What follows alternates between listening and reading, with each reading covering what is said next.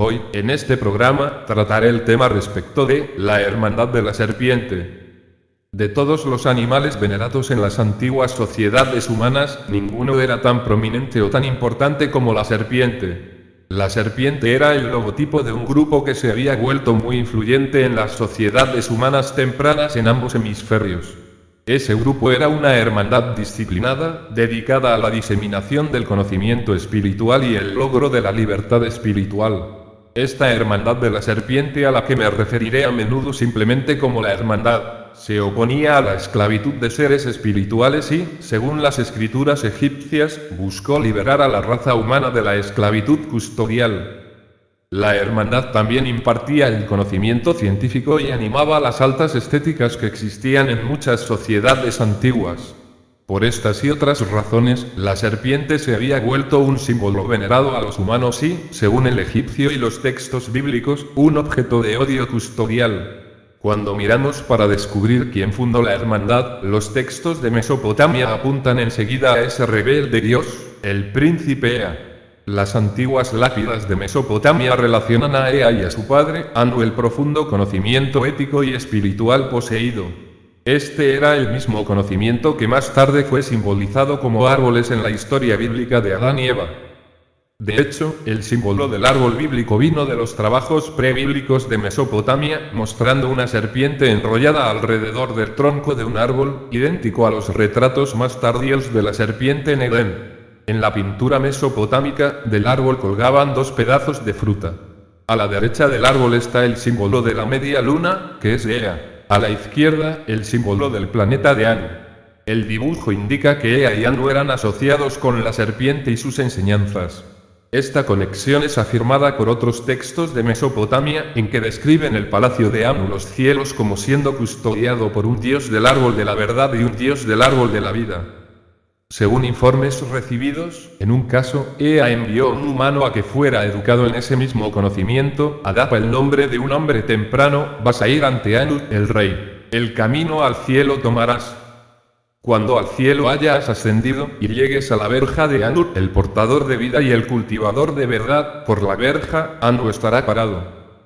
Por consiguiente, encontramos que Ea es llamado como el reputado culpable que intentó enseñar al hombre temprano Adán el camino a la libertad espiritual. Esto sugiere que Ea tenía la intención que el Homo sapiens, su creación, fuera adecuado para la labranza de la tierra, pero en algún punto, él cambió su manera de pensar acerca de usar la esclavitud espiritual como un medio.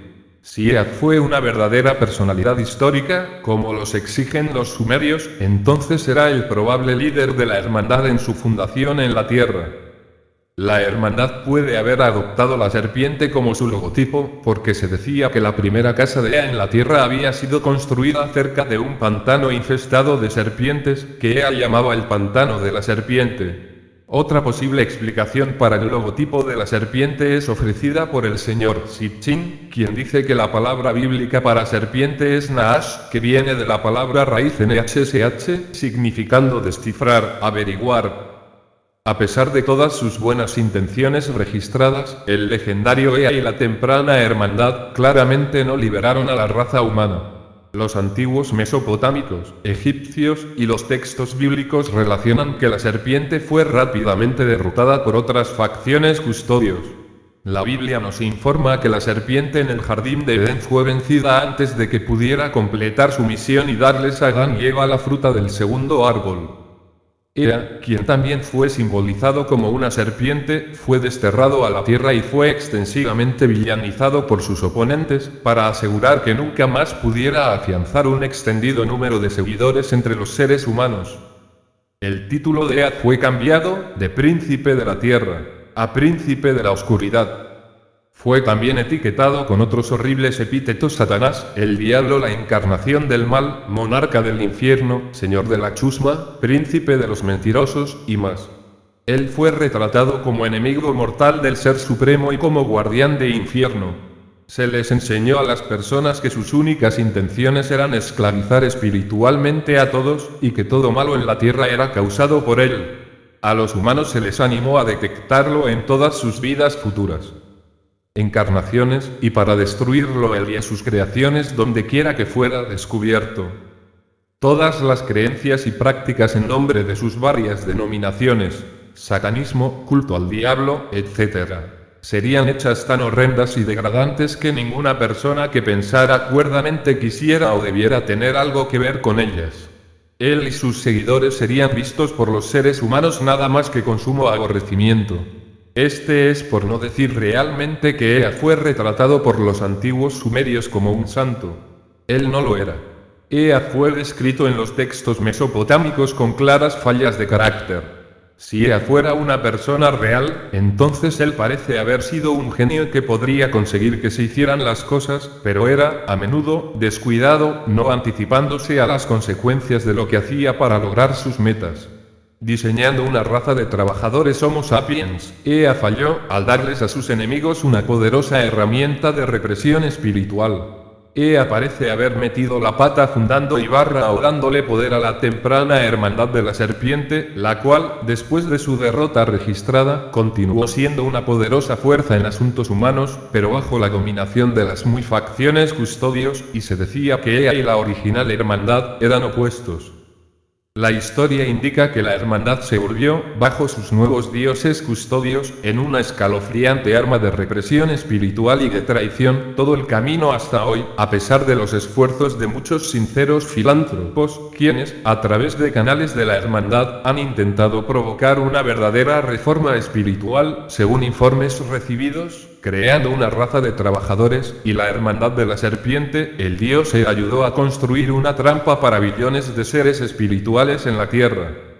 Como comenzaremos ahora a documentar cuidadosamente, la Hermandad de la Serpiente ha sido la herramienta más eficaz del mundo para conservar el estado de la humanidad como una ignorante criatura de trabajo, espiritualmente ignorante, a lo largo de toda la historia.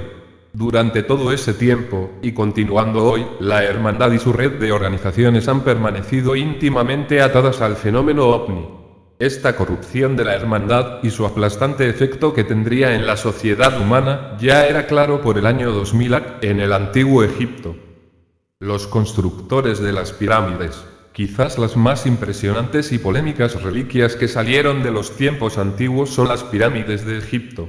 Los restos de por lo menos 70 a 80 de esas estructuras están esparcidas a todo lo largo de la región superior del Nilo, como silenciosos recordatorios de la una vez poderosa civilización.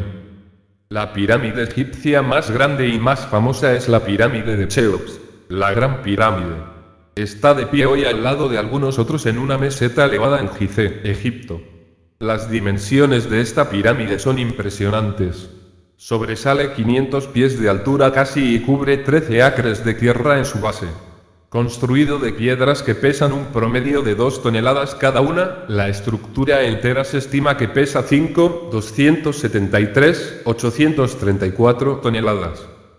Una notable característica de que hace de la Gran Pirámide una de las 7 maravillas del mundo antiguo es la precisión de su construcción. Las piedras de la pirámide están tan perfectamente cortadas que una hoja de papel no puede ser insertada entre los bloques, en muchos lugares. Esta precisión, acoplada con el enorme volumen de la estructura, ayuda a contar acerca de la larga vida y durabilidad de la pirámide. La pirámide fue construida para durar. Quizás el misterio más grande que rodea a la Gran Pirámide es su propósito.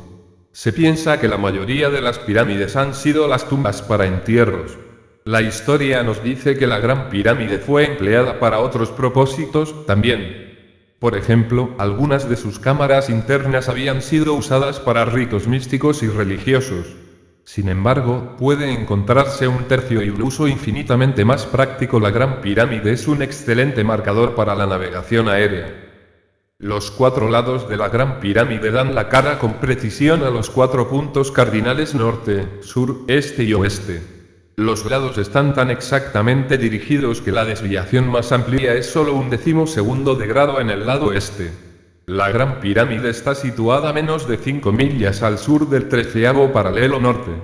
La Gran Pirámide puede, por consiguiente, ser usada como punto de referencia para seccionalizar el planeta entero en una reja tridimensional de 30, 60 y 90 ángulos con el polo norte, polo sur, el ecuador y el centro de la Tierra como puntos de referencia.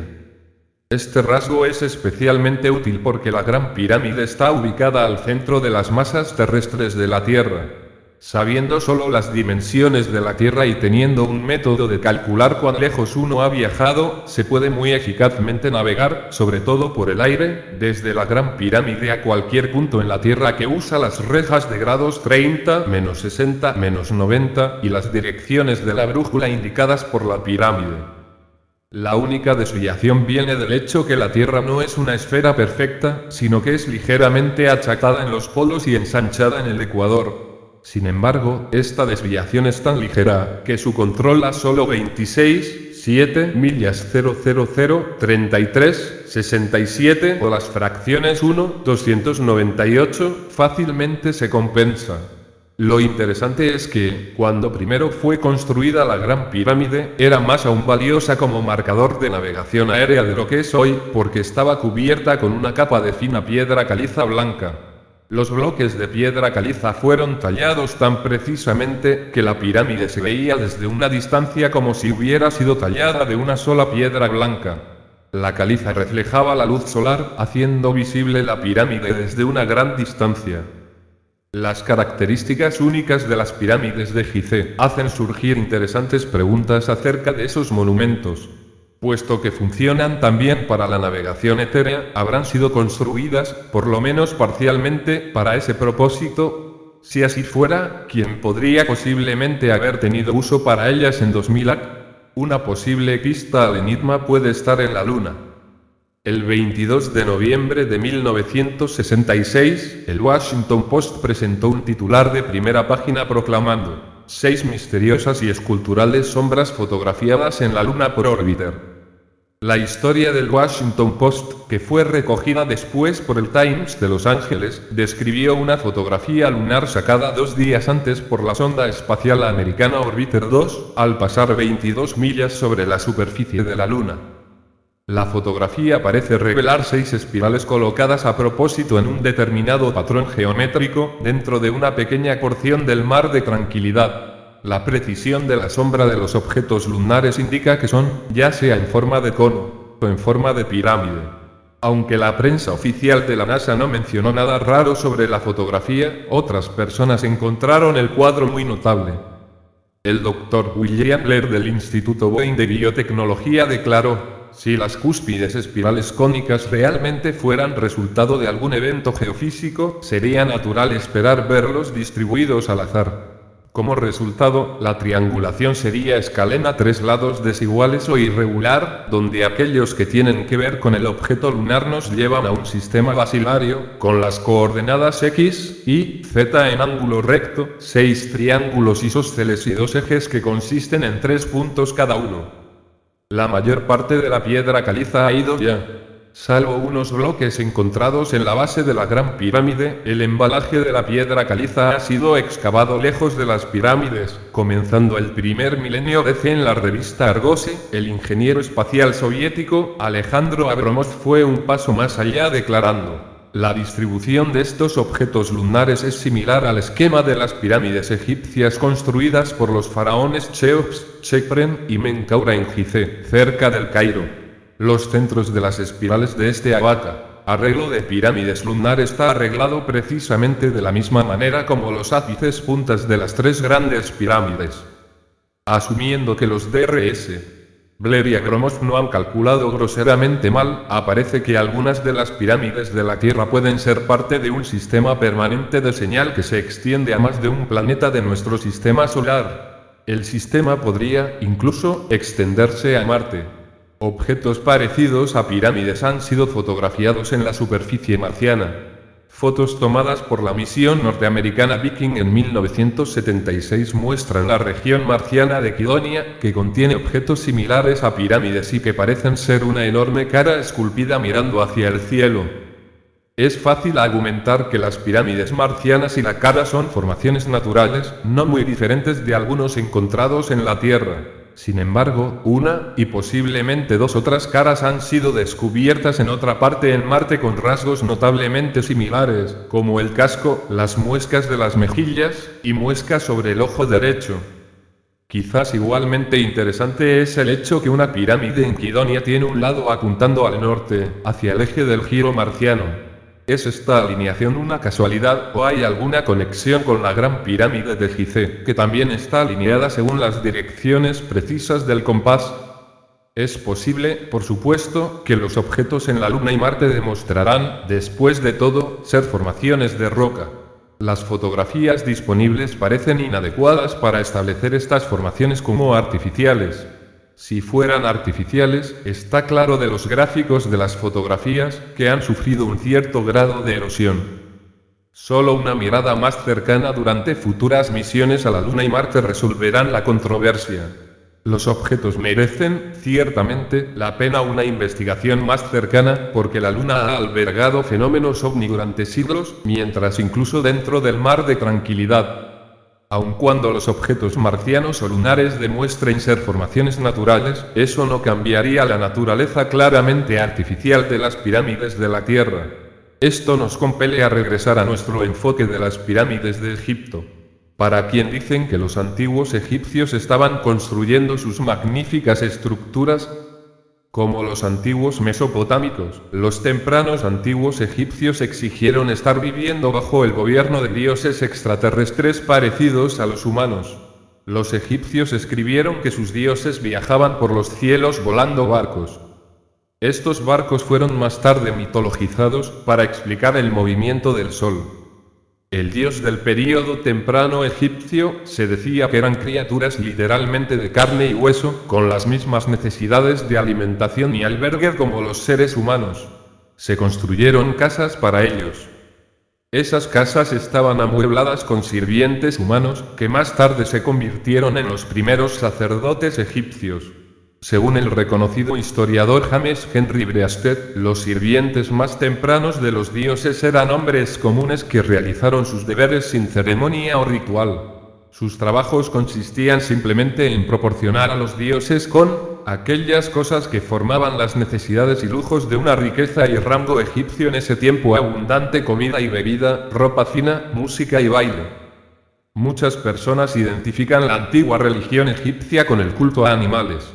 Este tipo de veneración era desconocido durante el período temprano de la civilización egipcia.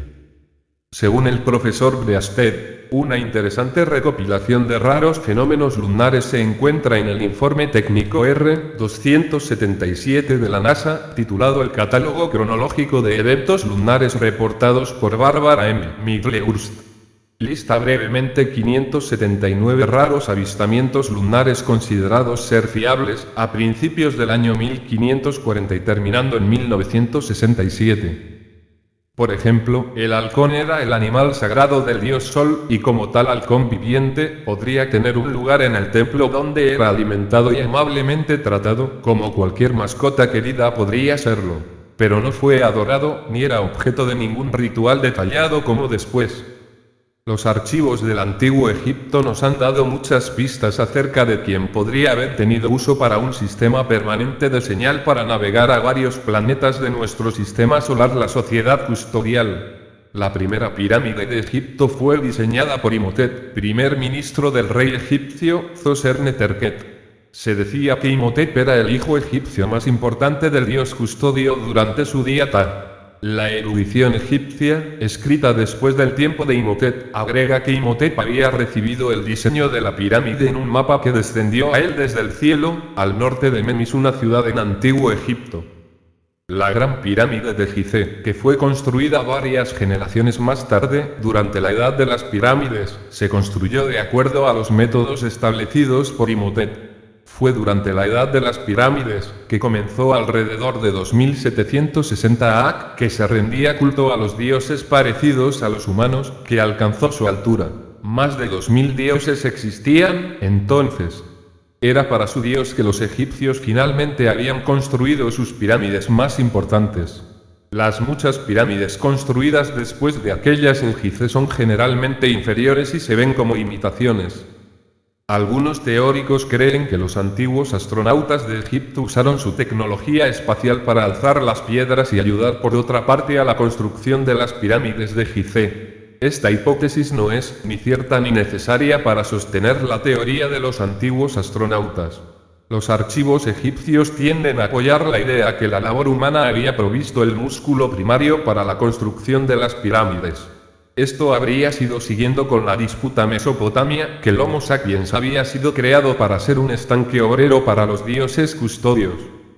Es escasamente sorprendente que los faraones y sacerdotes, que actuaban en nombre de Dios, a menudo eran inmensamente impopulares entre las personas egipcias. El reino antiguo ca. 2685-2180 AC fue seguido por un período de debilidad e inquietud. Incluso la gran pirámide de Cheops había sido allanada por egipcios descontentos. Según el historiador Ahmed Fakri, los egipcios tanto odiaban a los constructores de las pirámides que amenazaron entrar en estas grandes tumbas y destruir las momias de los reyes. Tal aborrecimiento tan intenso, ciertamente no es sorprendente. Para hacer que fueran construidas las grandes pirámides, la sociedad egipcia fue hecha más represiva, para hacer operar a la labor humana con mayor eficiencia, como máquinas. Las ocupaciones se volvieron rígidas por lo que era difícil moverse de un tipo de trabajo a otro. Los hombres comunes laicos dejaron de servir a los dioses. En cambio, fue erigido un impenetrable sacerdocio. Se sacrificaba la felicidad personal y los logros en nombre de la productividad obrera. El feudalismo había llegado a Egipto. Cuando los faraones estaban ocupados ayudando a convertir en esclavos a sus compañeros humanos, los dioses estaban teniendo por necios a los faraones. Imhotep, el reputado hijo del dios Ptah, instituyó el concepto del faraón como el dios rey. Este título elitista era poco apreciado por la mayoría de los egipcios. Como dioses reyes, a los faraones se les hizo pensar que ellos eran más elevados sobre las multitudes humanas trabajadoras. Los faraones fueron enseñados que si ellos cooperaban con los planes de los custodios, ellos escaparían las dificultades humanas uniéndose con los dioses en los cielos. Era simplemente una trampa. A los faraones se les permitiría escapar de la tierra solo después de que hubieran muerto. Se les enseñó a los faraones la tonta idea de que si ellos preservaban cuidadosamente sus cuerpos muertos, estos cuerpos serían regresados a la vida y ellos podrían unirse con los dioses custodios en los cielos. Algunos faraones, como Cheops, también enterraron grandes botes de madera cerca de sus tumbas. Según algunos estudiosos, los faraones creyeron que sus botes enterrados, barcas solares, mágicamente serían exhumados y dotados del mismo poder que causaba que los barcos de los dioses volaran. Los faraones creían que ellos serían llevados rápidamente después de la muerte, en sus barcos de madera mágicamente impulsados a la casa de los dioses en los cielos.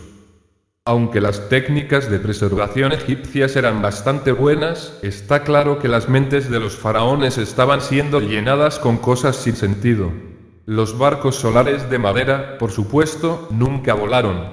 Pocos, si acaso, cuerpos momificados de los grandes dioses reyes alcanzaron los cielos.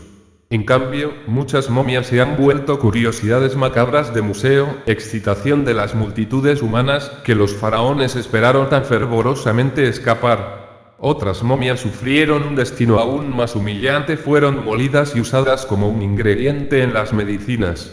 Las momias pulverizadas también se volvieron aditivos de pintura, debido a los preservativos usados en el proceso de momificación.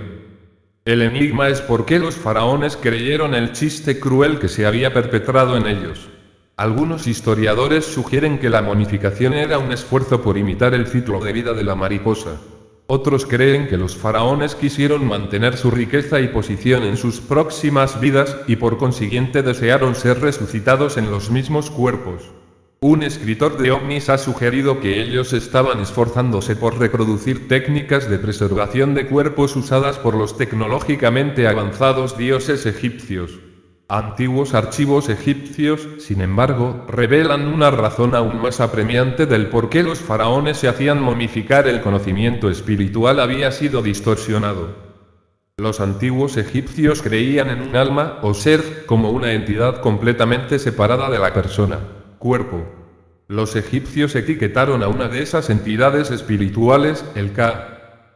Los egipcios creían que el Ka, no el cuerpo, era una de las entidades espirituales que constituían a la verdadera persona, y que el propio cuerpo no tenía personalidad o inteligencia sin una entidad espiritual. Sin embargo, a este punto de vista, generalmente iluminado, se le dio una falsa distorsión. A los egipcios les hicieron creer que el bien espiritual del Ka después de la muerte dependía de que el Ka mantuviera contacto con un cuerpo físico. Según el historiador Fakri, el egipcio quería que su Ka pudiera reconocer su cuerpo después de la muerte y ser reunido con él. Por esta razón sentía que era muy importante tener su cuerpo conservado. Esto es porque los egipcios momificaban sus cuerpos y eran excelentes para embalsamarlos. Los faraones, incluso, fueron un paso más allá. El señor Fakri explica. Los egipcios también hicieron estatuas y la colocaron en las tumbas y templos para que actuaran como suplentes para el cuerpo, si éste debía perecer. Estas prácticas tenían un impacto devastador en la comprensión espiritual. Ellas causaron que las personas, equivocadamente, igualaran la entereza espiritual con ataduras espirituales a cuerpos humanos o sustitutos de los cuerpos. Tales enseñanzas animaron que los humanos a que aceptaran la intención custodial de unir permanentemente a los seres espirituales a los cuerpos de los Homo sapiens. Los poderosos caminos humanos para la integridad espiritual y la inmortalidad fueron distorsionados a una demanda obsesiva para conservar los cuerpos. Las filosofías materialistas fueron, por eso, apresuradas. El materialismo, por una de sus definiciones, es sobre la preocupación con cosas a nivel material, descuidando los aspectos importantes de existencia ética y espiritual. Esto llega a menudo a la segunda definición de materialismo, la creencia que todo, incluso el pensamiento y emoción, pueden ser completamente explicados por los movimientos y cambios en la materia física. Aunque los egipcios no habían abrazado la última definición como una filosofía de vida, ellos habían ayudado al mundo a dar un paso en esa dirección. El descarrilamiento del conocimiento espiritual en Egipto fue causado por la corrupción de la Hermandad de la Serpiente a la que pertenecieron faraones y sacerdotes. Como mencionamos antes, después de su registrada derrota hace miles de años, por sus enemigos custodios, la hermandad continuó siendo dominante en asuntos humanos, pero a costa de volverse una herramienta custodial. Para entender cómo la corrupta hermandad empezó a distorsionar la verdad espiritual y perpetuar la irracionalidad teológica, debemos ver primero los funcionamientos internos tempranos de la hermandad y su método de enseñanza. La hermandad original incorrupta se comprometió en un pragmático programa de educación espiritual. El acercamiento de la organización era científico, no místico o ceremonial. Se consideraba que el asunto del espíritu era considerado ser tan conocible como cualquier otra ciencia. Parece que la hermandad poseía un considerable cuerpo de datos espirituales exactos, pero no había tenido éxito desarrollando una ruta completa para la libertad espiritual antes de su derrota. Las enseñanzas de la hermandad fueron organizadas en un proceso gradual de paso a paso. Se requería que un estudiante completara satisfactoriamente un nivel de instrucción antes de proceder al próximo. Todos los alumnos tomaban juramentos de secreto en los cuales juraban jamás revelar las enseñanzas de un nivel a ninguna persona que todavía no se hubiera graduado hasta ese nivel. Este estilo de instrucción fue diseñado para asegurar que un estudiante no intentara prematuramente intentar difíciles hazañas espirituales o que fuera agobiado con información de nivel avanzado antes de que estuviera listo para ello, de la misma manera que no se toma a un alumno de conducir a traicioneros caminos montañeses antes de que el estudiante conduzca primero por caminos más fáciles, y poco a poco ir incrementando la dificultad. Impartiendo el conocimiento espiritual de esta manera, será efectivo mientras los niveles estén abiertos para todos.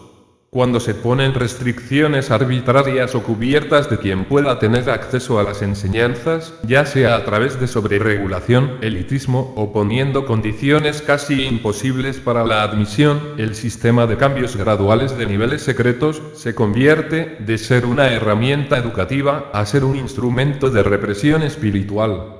La hermandad se sometió exactamente a tales cambios. Las enseñanzas de la hermandad en el antiguo Egipto antiguo eran organizadas hacia una institución conocida como el escuelas de misterio. Las escuelas suministraron a los faraones y sacerdotes con la mayor parte de su educación científica, moral y espiritual. Según el Dr. Spencer Lewis, fundador de la Orden Rosacruz, sede en San José, California, el primer templo construido para el uso de las escuelas del misterio fue erigido por el faraón Cheops. Dentro de aquellas paredes del templo, el conocimiento espiritual sufría el deterioro que causó que los faraones momificaran sus cuerpos y enterraran los barcos de madera. Según la antigua erudición egipcia, las enseñanzas distorsionadas de las escuelas del misterio fueron creadas por el gran maestro, Ra, un importante dios custodial. Las escuelas de misterio no solo distorsionaron el conocimiento espiritual, ellos restringieron grandemente el acceso público a cualquier verdad teológica que todavía sobrevive. Solo los faraones, sacerdotes, y unos otros a quienes juzgaron dignos fueron aceptados en las escuelas. Se les exigió a los iniciados que hicieran votos solemnes de no revelar esta sabiduría secreta a ninguna persona extraña a la orden lo que se les enseñaba. A los estudiantes se les amenazaba con horribles consecuencias si rompían este voto. Estas restricciones fueron establecidas para prevenir un mal uso del conocimiento de alto nivel por aquellos que podrían degradar este conocimiento o usarlo dañinamente, según informes recibidos. Mientras esta es una legítima razón para desarrollar los resguardos, las restricciones impuestas por las escuelas de misterio fueron mucho más lejos de la simple seguridad. Se les negaba acceso a la membresía a grupos enteros sociales y profesionales ocupacionales. La vasta mayoría de la población humana no tenía esperanza alguna de entrar en las escuelas. Su acceso a cualquier conocimiento espiritual sobreviviente fue, por consiguiente, severamente limitado. La bíblica espada rotatoria previniendo el acceso al árbol del conocimiento estaba siendo puesta en el lugar por aquellos que ejecutaron las escuelas de misterio. Las escuelas del misterio causaron que el conocimiento espiritual se evaporase de otra manera. Las escuelas prohibían a sus miembros grabar físicamente la mayor parte de las enseñanzas avanzadas. Se les exigió a los iniciados que relevaran oralmente la información. No hay manera más rápida de que se pierda la sabiduría conocimiento que prohibir que sea documentado o escrito.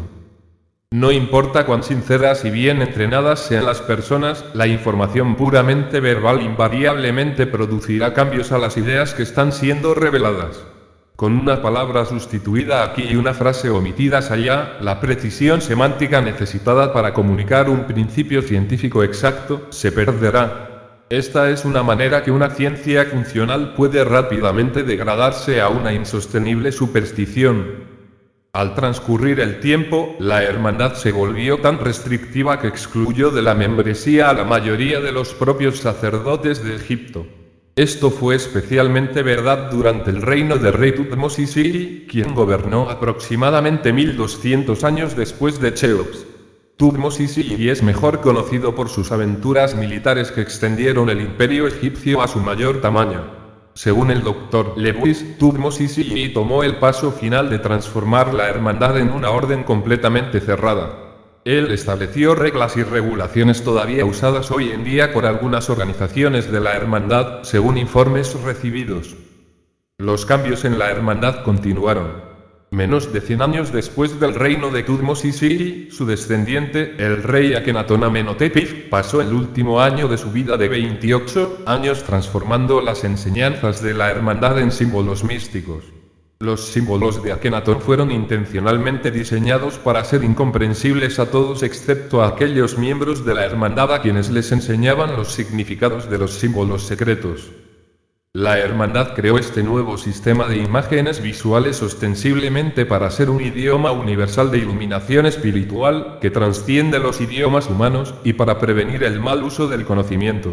En el hecho real, la intención era crear un código secreto diseñado para hacer inalcanzable el conocimiento espiritual a todos, excepto a aquellos admitidos en la cada vez más élite de la hermandad, y al parecer, para borrar eventualmente todo el conocimiento espiritual. La traducción de datos espirituales en símbolos bizarros e incomprensibles ha provocado que las gentes honestas traten de decodificar los símbolos alterados, en demanda de verdades espirituales que pueden y deben ser comunicadas en un idioma cotidiano, comprensible para cualquiera. A pesar de la obvia sinceridad de Akenatón, nosotros descubrimos que la transformación del conocimiento espiritual en un sistema de símbolos oscuros ha tenido un impacto devastador en la sociedad humana. Esta manera de divulgar el conocimiento espiritual fue diseminado a lo largo del mundo por los miembros de la hermandad. Todo el conocimiento de naturaleza espiritual se volvió mal identificado con símbolos raros y misterio. Este mal identificación es tan fuerte hoy que hoy, casi todos los estudios espirituales y fenómenos espirituales se amontonan casi todos en clasificaciones deshonradas como ocultismo, espiritualismo y brujería. Los esfuerzos hace miles de años de mantener el conocimiento espiritual fuera de las manos del profano casi ha destruido completamente la credibilidad y utilidad de ese conocimiento. El simbolismo de la hermandad era otra pieza de la espada rotativa bíblica de bloqueando el acceso humano al conocimiento espiritual. Ha dejado solo confusión, ignorancia y superstición que han venido a caracterizar tanto en el campo ahora. Akenatón presidió sobre otro importante desarrollo en la hermandad. Aunque el joven gobernante había viajado pobremente como líder político, él logró la fama eterna por sus esfuerzos a abanderar la causa del monoteísmo, es decir, el culto de un uno solo Dios. El monoteísmo era una hermandad que enseñaba, y muchos historiadores citan a Akenatón como la primera figura histórica importante para promulgar ampliamente el concepto. Ayudar en el establecimiento del nuevo monoteísmo de la hermandad, Akenatón movió la capital de Egipto a la ciudad de El Amarna. Él también relocalizó allí el templo principal de la hermandad. Cuando la capital egipcia se movió a su sitio original, la hermandad permanecía en El Amarna. Esto señalizó un importante quiebre entre el sacerdocio establecido de Egipto, que se resistió al monoteísmo de Akenatón, y la hermandad muy exclusiva que ya no admitió a la mayoría de los sacerdotes como miembros. El antiguo imperio egipcio eventualmente se deterioró y desapareció. La hermandad de la serpiente viajó mucho mejor. Sobrevivió y se extendió, enviando misioneros y conquistadores fuera de Egipto, quienes establecieron ramas y vástagos de la hermandad a lo largo del mundo civilizado. Estos emisarios de la hermandad diseminaron ampliamente la religión del nuevo Dios de la hermandad, y eventualmente la convirtió en la teología dominante a lo largo del mundo. Además de lanzar la teología de un Dios, la Hermandad de la Serpiente creó muchos de los símbolos y regalías todavía usados por algunas religiones monoteístas importantes hoy. Por ejemplo, el templo de la Hermandad en El Amarna fue construido después en forma de cruz, un símbolo, más tarde adoptado por el vástago más famoso de la Hermandad, la cristiandad.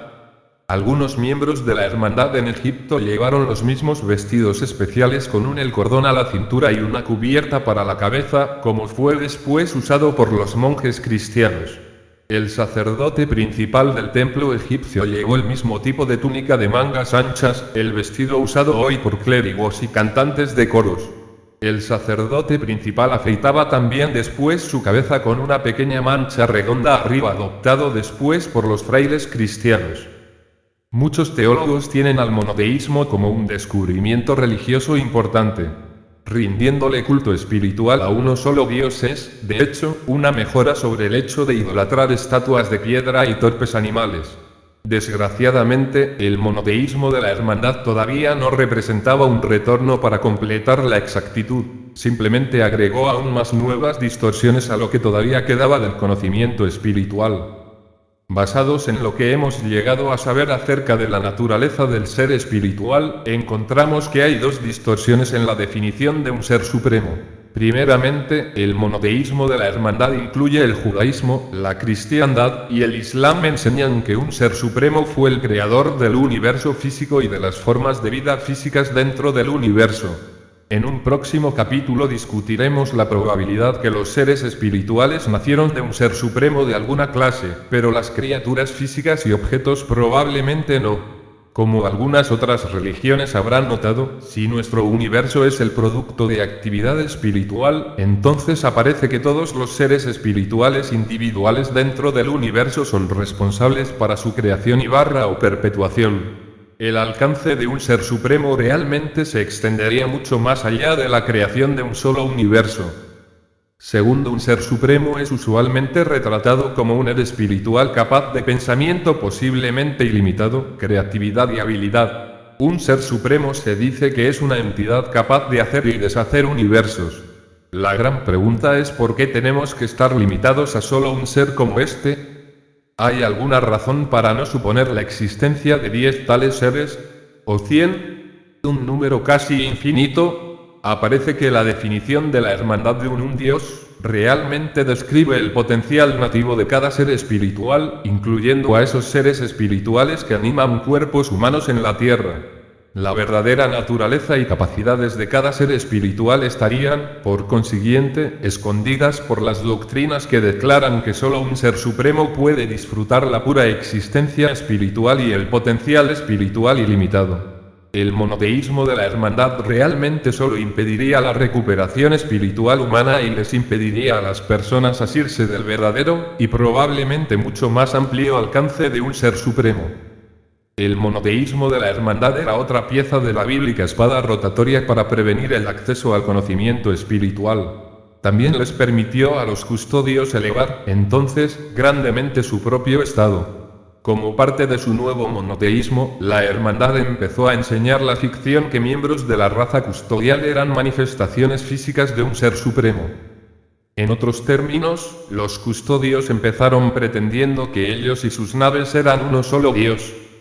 La historia registra que usaban una extraordinaria violencia para hacer creer al Homo sapiens esa falsedad. Pocas mentiras han tenido un impacto tan devastador en la sociedad humana, sin embargo se volvió una primera misión de la hermandad corrompida, desde el tiempo de Akenatón hasta el día moderno, para hacer creer a los humanos que los custodios y sus naves eran Dios. El propósito de esta ficción era dar fuerza a la obediencia humana y mantener el control custodial sobre la población humana. En ningún caso está más claro, o los resultados son más visiblemente trágicos, que en la historia bíblica de los antiguos hebreos y su único Dios llamado Jehová. Muchas gracias por escuchar este programa, y si fue de vuestro agrado, no olvides darle like y suscribirte al canal.